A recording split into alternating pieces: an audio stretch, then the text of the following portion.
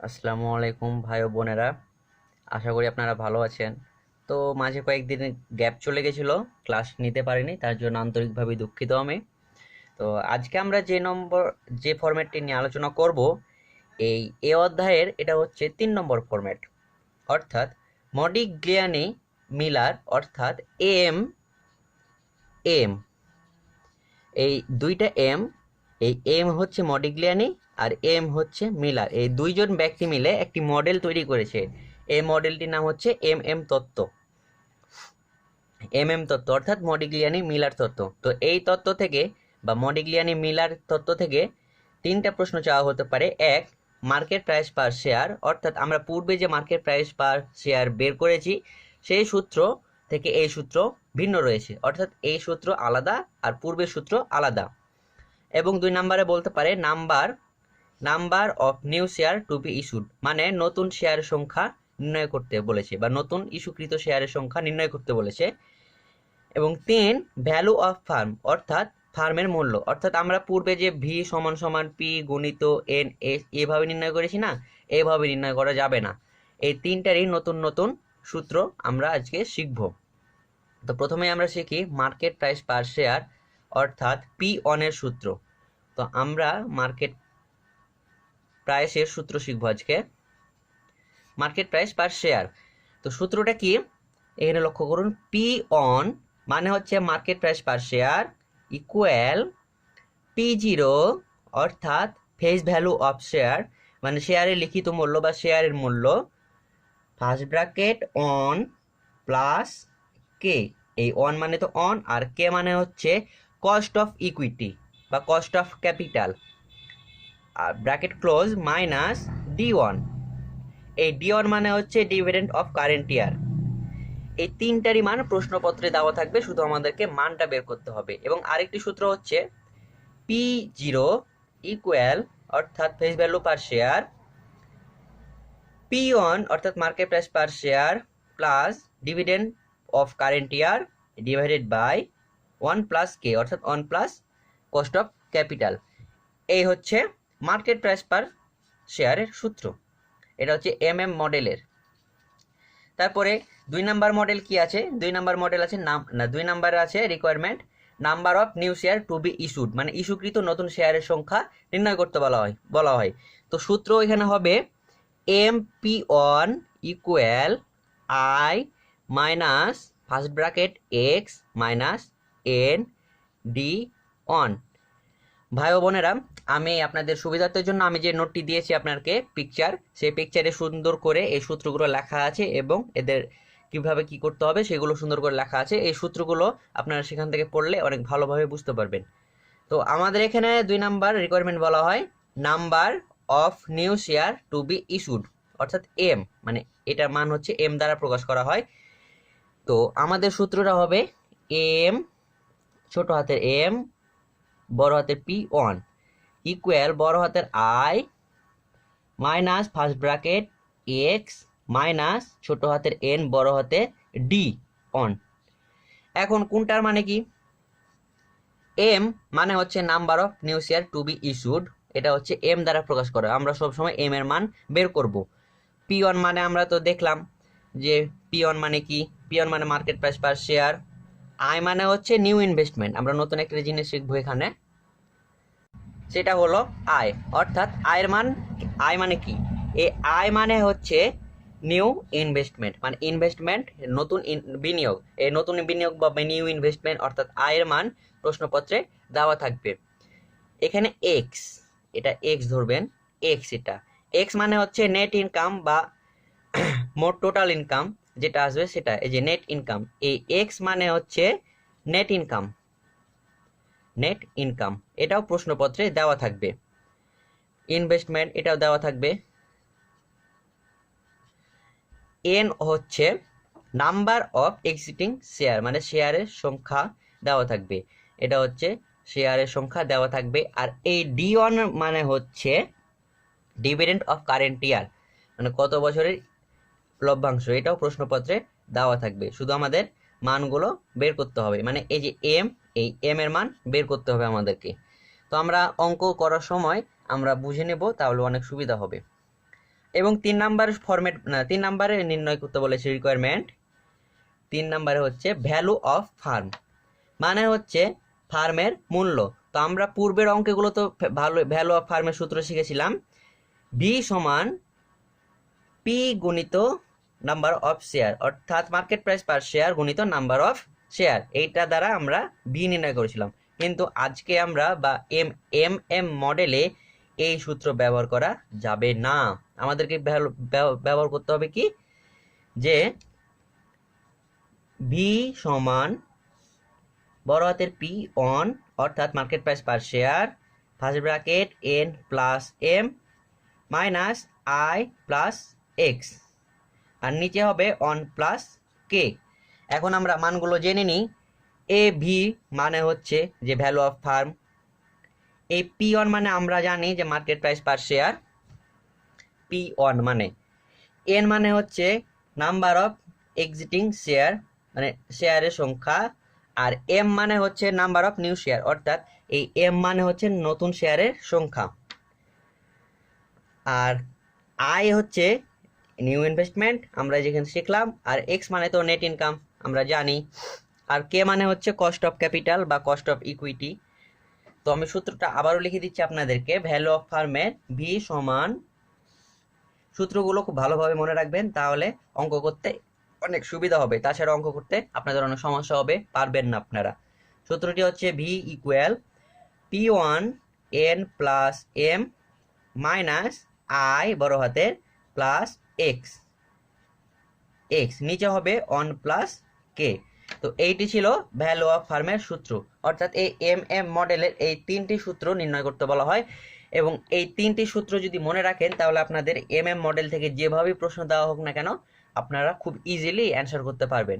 সূত্র 3টা খুব ইম্পর্টেন্ট, বেশি জটিলও না, আপনারা বারবার প্র্যাকটিস করুন, চর্চা করুন, এবং আমি যে ম্যাথগুলো দিয়েছি এগুলো চর্চা করলে আপনারা খুব ভালোভাবে অনায়াসে এই অঙ্কগুলো আয়ত্ত করতে পারবেন, এবং পরীক্ষাতে আসলে অনায়াসে নিশ্চিন্তে আপনারা অঙ্ক করতে পারবেন। তো আমরা এখন একটি উদাহরণ দেখব, এবং আগামী ক্লাসে আরও একটি উদাহরণ দেখব, সেই উদাহরণের মাধ্যমে আমরা আরও 2টি অঙ্ক করব, 2টি অঙ্কের মাধ্যমে আমরা এই এম মডেলটি সম্পূর্ণ ক্লিয়ার করে নেব। তো আজকে আমরা 2টি সূত্র অর্থাৎ 1 এবং 2 নাম্বার সূত্র প্রয়োগ করে একটু অঙ্ক করব। তো চলুন শুরু করা যাক কথা না বাড়িয়ে। প্রশ্নে বলা হয়েছে কি দেখেন, গামা কোম্পানি হ্যাজ আউটস্ট্যান্ডিং 50,000 অর্থাৎ 50,000 share, 50,000 share selling at 120 per share, অর্থাৎ 120 টাকা দরে 50,000 শেয়ার বিক্রি করেছে। The company is thinking of paying dividend of the টাকা 10 পার শেয়ার, অর্থাৎ ডিভিডেন্ড পার শেয়ার পেয়েছি আমরা 10 টাকা। At the end of current year, তা বলেছে the capitalisation rate for the risk class of this firm is 10%। Using M model you are required, মানে এই যে এই কথাটা কিন্তু প্রশ্নপত্রে উল্লেখ থাকবেই যে আপনাদেরকে কোন মডেলে বের করতে হবে, ওয়াল্টার মডেল না গর্ডন মডেল না এম মডেল না ওয়াল্টার গর্ডন মডেল, যে কোনো একটা উল্লেখ করা থাকবে আপনাদের, আর সেই তথ্য অনুযায়ী বা সূত্র ব্যবহার করে আমাদেরকে এই অঙ্কটি সমাধান করতে হবে। তো এখানে প্রশ্নপত্রে বলে দেওয়াই হয়েছে যে ইউজিং এম, তো কি কি নির্ণয় করতে বলা হয়েছে আমাদেরকে, to calculate the price of the share at the end of current year if dividends are paid and they are not paid। এখানে নতুন একটা জিনিস লক্ষ্য করেন, বলেছে dividend are paid and they are not paid, অর্থাৎ ডিভিডেন্ড যখন paid হবে তখন ডি অনের মান আমরা যত টাকা পেইড করতে বলেছে তত টাকা বসাবো এখানে, আর যখন ডিভিডেন্ড নট পেইড বলবে নট পেইড তখন ডি অনের মান আমরা অলওয়েজ 0 বসাবো, সব সময় 0 বসাবো আমরা অলওয়েজ। তো আমরা অঙ্ক করার সময় বুঝতে পারবেন। আর যদি প্রশ্নপত্রে বলা না থাকে যে কোনো একটা বের করতে বলা হয়, আবার 2টোও বের করতে বলা হয়। এখানে বলা হয়েছে যে দেখেন ডিভিডেন্ডস আর পেইড, মানে ডিভিডেন্ডের যে মানটা দেওয়া থাকবে সেই মানটা আমাদেরকে বসাতে হবে এখানে, আর বলেছে দে আর নট পেইড, অর্থাৎ ডিভিডেন্ড যদি পরিশোধিত না হয় তাহলে ডি এর মান ডি অন আমরা অলওয়েজ 0 ধরবো। এবং বলেছে 2 নম্বরে যে to determine the number of share two be issued, মানে যে 2 নাম্বার সূত্র প্রয়োগ করেছি আমরা নাম্বার অফ নিউ শেয়ার ইস্যুডের সেই সূত্রটি আমরা প্রয়োগ করব। ইফ দ্য কোম্পানি আর্নস 9 লক্ষ, pays dividends and makes new investment টাকা 6,60,000। এখানে লক্ষ্য করুন ভালো করে, এখানে আর্ন মানে উপার্জিত টাকার পরিমাণ দেওয়া আছে, ডিভিডেন্ড কত দেওয়া আছে 9 লক্ষ টাকা, 9 লক্ষ টাকা আমাদের ডিভিডেন্ড দেওয়া আছে, আর নতুন ইনভেস্টমেন্ট দেওয়া আছে আমাদের 6,60,000। আমরা দুইটা মান পেয়ে গেলাম। এখন আমরা সরাসরি সমাধানটা করে ফেলি।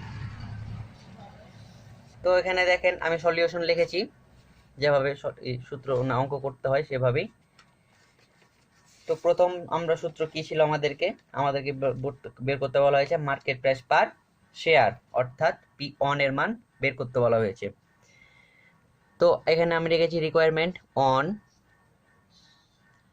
Price of share when dividend is paid, অর্থাৎ প্রশ্নে বলা হয়েছিল যে ডিভিডেন্ড পরিপেড and dividend is not paid, অর্থাৎ লভ্যাংশ পরিশোধিত হলে এবং লভ্যাংশ অপরিশোধিত হলে। তো আমরা দুইভাবে অঙ্কটা নির্ণয় করেছি দুই অঙ্কটা। সূত্র কিন্তু একই থাকবে, শুধু D1 এর মানটা চেঞ্জ হবে। যখন পেইড লেখা থাকবে বা পেইড করব আমরা, তখন ডি এর মান বসাবো, আর যখন ইজ নট পেইড বলবে এখানে যে নট পেইড, তখন আমরা ডি এর মান 0 ধরবো। তো দেখুন আমি অঙ্কটি করেছি। আমরা জানি যে প্রাইস অফ শেয়ারের মার্কেট প্রাইস পার শেয়ারের সূত্র হচ্ছে P1 equal P0 into first ব্র্যাকেটে 1 প্লাস কে, অর্থাৎ 1 প্লাস কস্ট অফ ক্যাপিটাল বা cost of equity bracket close minus D1 অর্থাৎ ডিভিডেন্ড অফ কারেন্ট ইয়ার।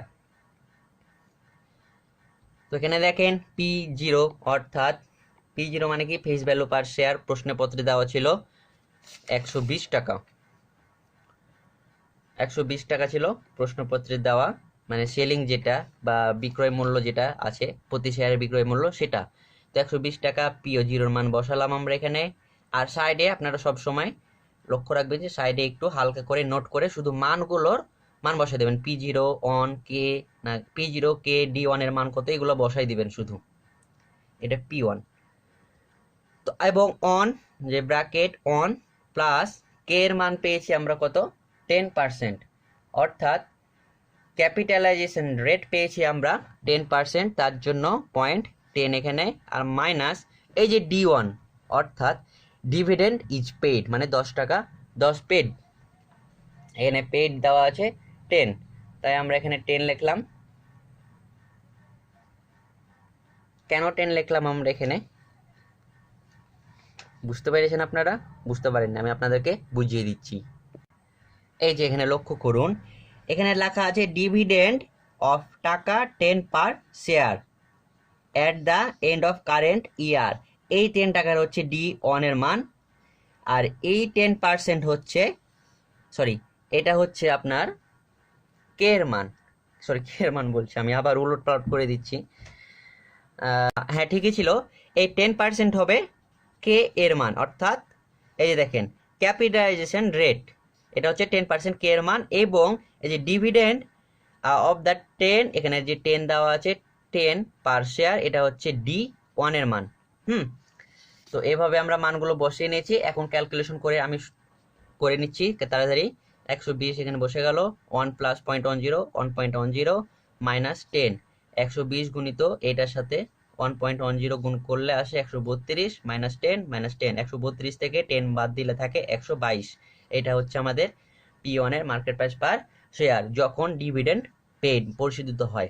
এখন আমি আবার করেছি যে price of share when dividend is not paid, এই যে নট পেইড কথাটি উল্লেখ করে দিয়েছি আমি। সব কিছু ঠিক থাকবে, শুধু মানগুলো ঠিকই থাকবে, এবং শুধু D1 এর মান এখানে লক্ষ্য করুন, আমি এখানে 10 বসিয়েছিলাম, এখানে আমি 0 বসিয়েছি, কারণ এখানে নট পেড বলা হয়েছে। নট পেড মানেই 0, কোনো টাকার পরিমাণ বসবে না, সব কিছুই ঠিক থাকবে। 120 কে 1.10 দ্বারা গুণ করলে আসে 132, 132 থেকে 0 বাদ দিলে থাকে 132। 132 টাকা হচ্ছে মার্কেট প্রাইসের শেয়ার বা বাজারে শেয়ার মূল্য, market price per share.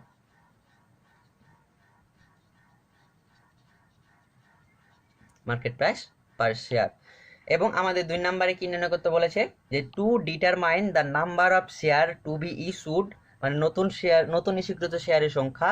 If the company earns টাকা 9 লক্ষ, pays dividend and makes new investment of 6,60,000। তো আমরা 2 নম্বর সূত্রটি প্রয়োগ করব এখন।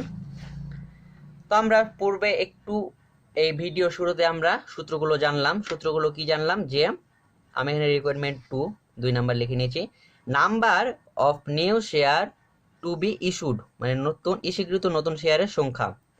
সূত্রটি কি ছিল আমাদের, এম বড় হাতের P1 ইকুয়াল আই মানে ইনভেস্টমেন্ট মাইনাস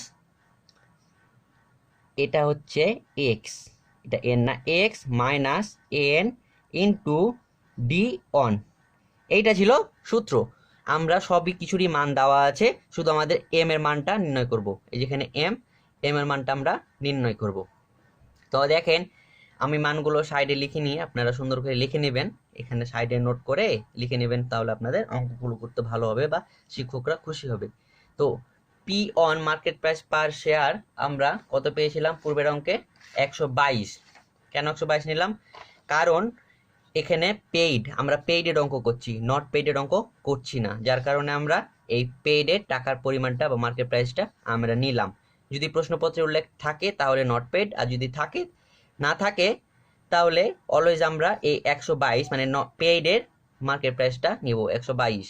আর যদি উল্লেখ থাকে যে নট পেইড তাহলে আমরা নট পেইড নেব। এটা সাধারণত থাকে না, সবসময় 122টাই আমরা বেছে নিব মার্কেট প্রাইসের, যার কারণে আমরা এখানে 122 টাকা মার্কেট প্রাইসের না P1 মার্কেট প্রাইস পার শেয়ারে বসালাম। এবং এই যে এম, আমরা কিন্তু এম এর মান বের করব, তার কারণে আমরা এম এর মান বসাই দিলাম, এখানে এম বসাই দিলাম। এখানে ইনভেস্টমেন্ট আই মানে নতুন ইনভেস্টমেন্ট আমাদের ছিল 6,60,000, এটা প্রশ্নপত্রে বলে দেওয়াই হয়েছে। এক্স এর মান মানে কি, এক্স এর মান আমরা পেয়েছি কত, 9 লক্ষ। 9 লক্ষ টাকা আমরা এক্স এর মান পেয়েছি। এক্স এর মান মানে হচ্ছে নেট ইনকাম, অর্থাৎ প্রশ্নপত্রে আমাদের নেট ইনকাম কত টাকা বলেছিল, আমাদের নেট ইনকাম বলেছিল 9 লক্ষ টাকা, যদি আমাদের 6,60,000 টাকা ইনভেস্টমেন্ট হয়। তাই আমরা এক্স এর মান আমরা জানি, এক্স সমান ইনভেস্টমেন্ট, এক্স মানে হচ্ছে নেট ইনকাম। তো এক্স মানে নেট ইনকাম আমাদের 9 লক্ষ টাকা বসে গেল, আই মানে ইনভেস্টমেন্ট 6,60,000 মাইনাস এখানে এন এর মান আছে, ডি অন এর মান পেয়েছি আমরা আলাদা। তো এন এর মান কত পেয়েছি আমরা, এন এর মান 50,000, মানে হচ্ছে এন মানে হচ্ছে নাম্বার অফ এক্সিস্টিং শেয়ার, অর্থাৎ প্রশ্নপত্রে আমাদের প্রথমেই যে এখানে বলা হয়েছে যে grammar company has outstanding 50,000 share, এটা হচ্ছে এন এর মান, যার কারণে এন এর মান আমি এখানে 50,000 বসিয়েছি। এবং ডি অন মানে ডিভিডেন্ড কত পেয়েছি আমরা, 10 টাকা, 10 বসে গেল। এখন শুধু ক্যালকুলেশন করার পালা। 122 এম এটা বসে গেল, ইকুয়াল 6,60,000 এটাও বসে গেল, মাইনাস এই 50,000কে 10 দিয়ে গুণ করলে হয় 5 লক্ষ। তো 9 লক্ষ থেকে 5 লক্ষ আমাদের বিয়োগ, তাহলে 122 এম বসে গেল, 6,60,000 বসে গেল। এখন 9 লক্ষ থেকে 5 লক্ষ বাদ দিলে থাকে আমাদের 4 লক্ষ টাকা বসে গেল 122 এম। এবং 6,60,000 থেকে 4 লক্ষ বাদ দিলে থাকে 2,60,000। তাহলে এম এর মান আমরা 2,60,000কে 122 দ্বারা ভাগ করব, 2,60,000 নিচে 122, তাহলে এই 2,60,000 ডিভাইডেড বাই 122 করলে আসে আমাদের 2,131.147। তো আমাদের পয়েন্টের পর এখানে যেহেতু 5 এর বেশি নাই, তাই আমরা শুধুমাত্র এইটা নিব। এখানে লিখবো যে thus 2,131 new share must be issued, মানে নতুন শেয়ার সংখ্যা ইস্যুড হয়েছে মাত্র 2,131। তো আজকে আমরা 2টি সূত্র শিখলাম, 1 এবং 2, এবং আগামী ক্লাসে বা আগামী লেকচারে বাকি 3 নাম্বার যে সূত্রটা আছে সেই 3 নম্বর সূত্র 7 এবং 1, 2 আবার রিভাইজ সহ 3 নম্বর সূত্রটি সহ আমরা আরও একটি অঙ্ক করব বা 2টি, তখন আপনারা সুন্দরভাবে ভালোভাবে বুঝতে পারবেন। আশা করি এই পর্যন্ত বুঝতে পেরেছেন। আমি যে হ্যান্ড নোটটি আপনাদের যে আমি এক্সারসাইজ নোটটি দিয়েছি সেখান থেকে অঙ্কগুলো চর্চা করুন এবং বুঝতে না পারলে আমাকে বলুন, আমি আবার বুঝিয়ে দেবো। সেই পর্যন্ত সবাই ভালো থাকবেন, সুস্থ থাকবেন। আসসালামু আলাইকুম।